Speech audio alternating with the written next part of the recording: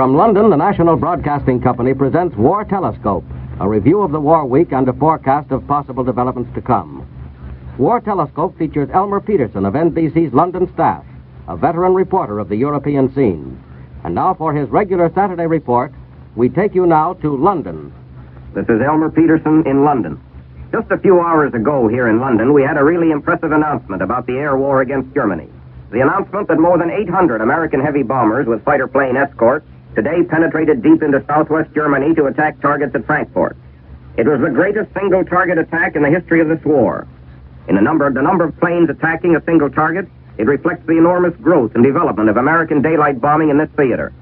For it's understood that hundreds of escorting fighters went along, so many that it's possible that 1,800 planes participated altogether. It means that a small army of young Americans today use their skill and courage and determination in an attack on Germany.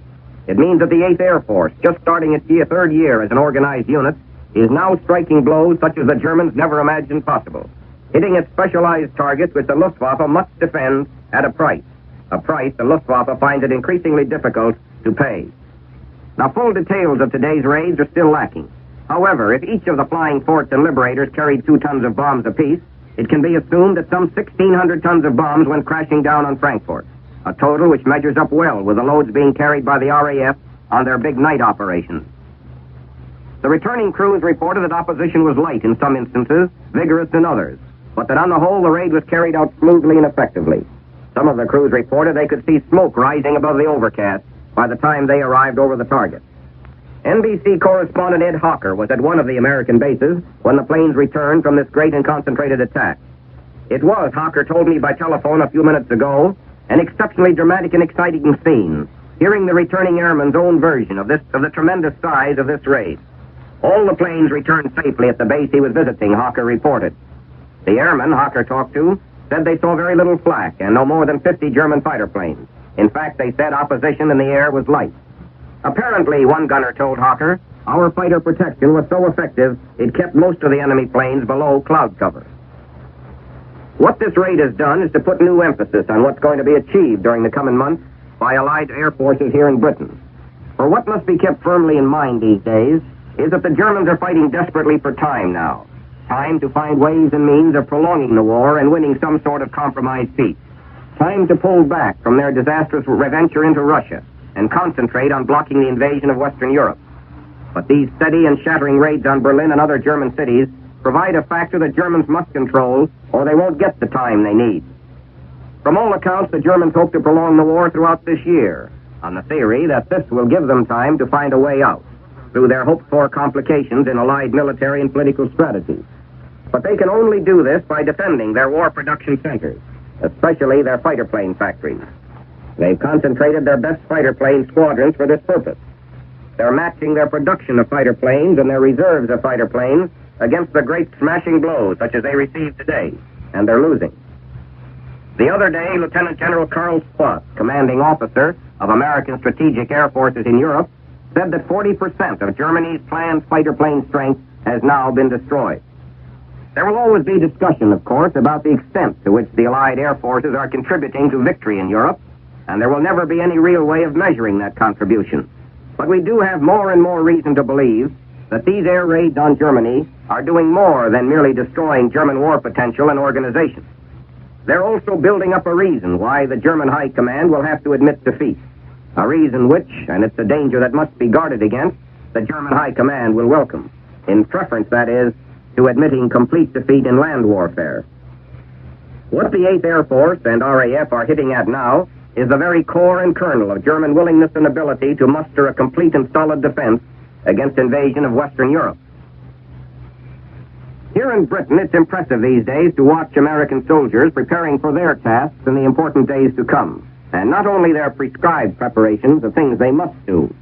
As you meet and observe these modern American soldiers over here, you're impressed by a variety of things.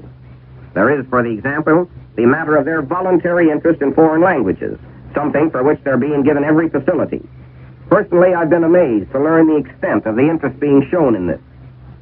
In fact, wherever American soldiers are stationed, you'll find these voluntary study groups, for which the Special Services Unit provides help and guidance. The languages being studied include German, Spanish, Italian, French, and Russian. It's a remarkable thing in many ways. You can look in on a Red Cross club at an airfield or the library of an army base and see a group of young Americans busy with textbooks and busy with specially arranged phonograph records, learning a language in the most scientific manner possible and learning it because they want to. You can see an American boy who never had a chance to study a foreign language at home, a boy who never would have thought of studying a foreign language, perhaps, but who now spends a certain amount of his time in getting the twists and turns of a new medium of conveying thought and ideas. There are a number of reasons, it seems, for this interest in foreign language study. For one thing, I'm told many an American soldier recognizes that he can be better equipped as a soldier if he can speak and read a language other than his own. He realizes a most obvious fact, namely that under certain circumstances, whether of attack or occupation of a country, the soldier who knows something besides English may be worth two men. Another reason, of course, is a natural desire for learning. In some cases, it provides a diversion, an interesting hobby. But the outstanding reason seems to be that many an American soldier has some imagination about his possible future task. He feels that before this war is over, he may be seeing some new countries, and that he might as well get ready for that. At any rate, many of you people at home are going to welcome back soldiers who will be able to trot out some correct conversation in foreign speech, and something not learned from a tourist phrase book. Most of this teaching is being done with the use of phonograph records, and 70% or so of the men studying in this manner are enlisted men.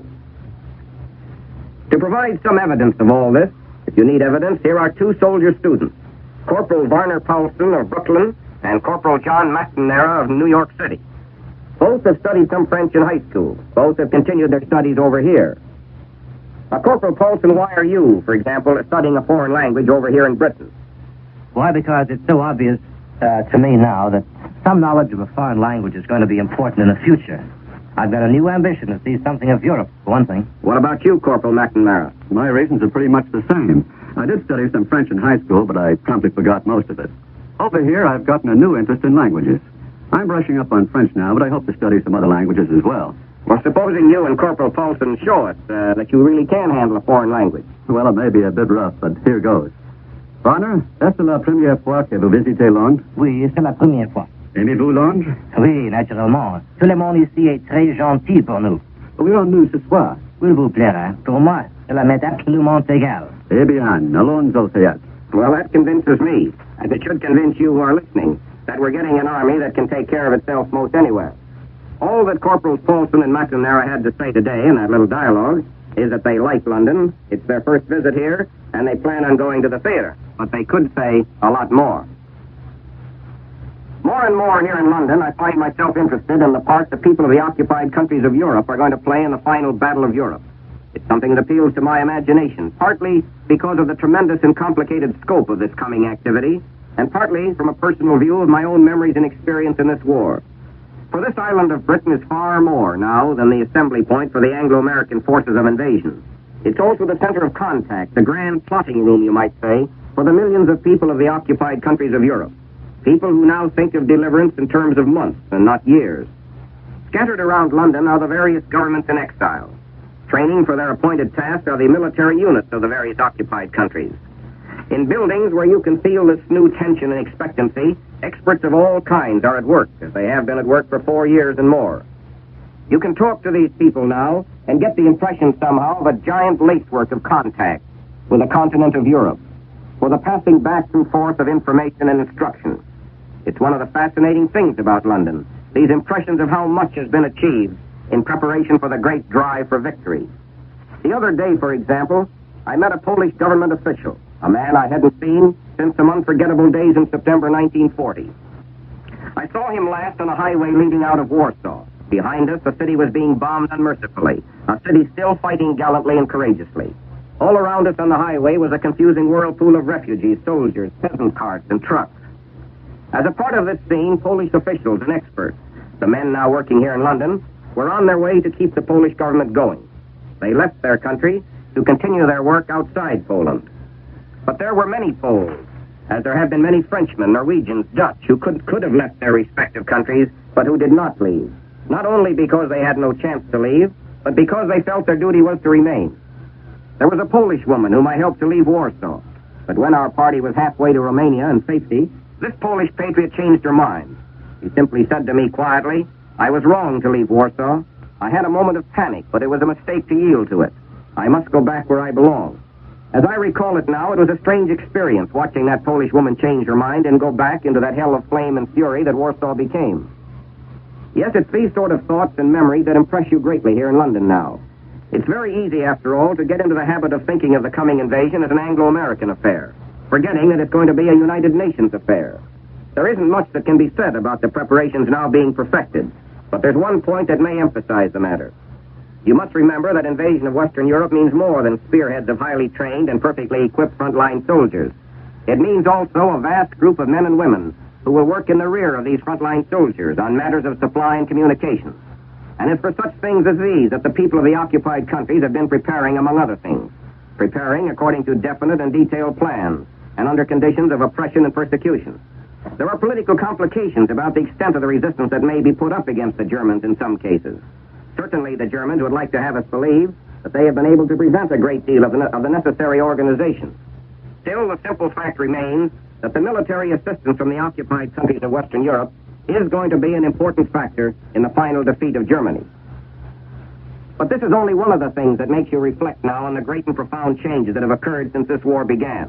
It's about 3.5 years now since Prime Minister Churchill delivered one of his famous radio broadcasts to the British people. "We wait undismayed the impending assault," said Churchill on July 14, 1940. "Perhaps it will come tonight. Perhaps it will come next week. Perhaps it will never come."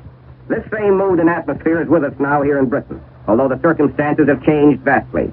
Once again, the British people are getting set for an assault against this country when the Germans try their final desperate measures to block the invasion of Western Europe. We're getting open warnings here now of what we can expect when the tide of Allied land, sea, and air power flows across the English Channel.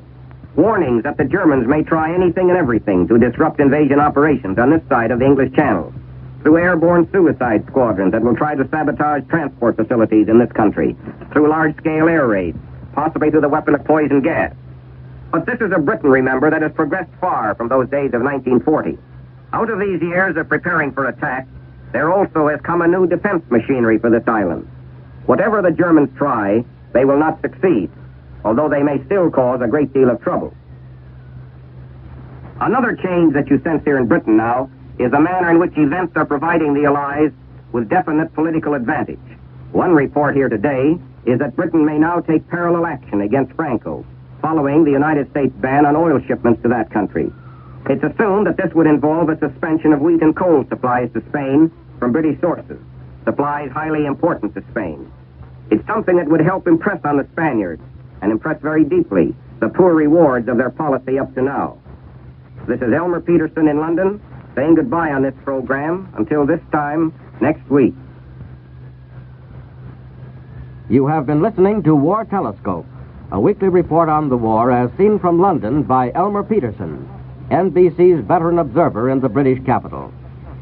Mr. Peterson is presented each Saturday at this same time over most of these stations, and today he had as his guests Corporal Paulson and Corporal McNamara of the United States Armed Forces, speaking on studying languages in the Army. So be with us again next Saturday at this same time for another edition of War Telescope. This program came to you from London and New York. This is the National Broadcasting Company.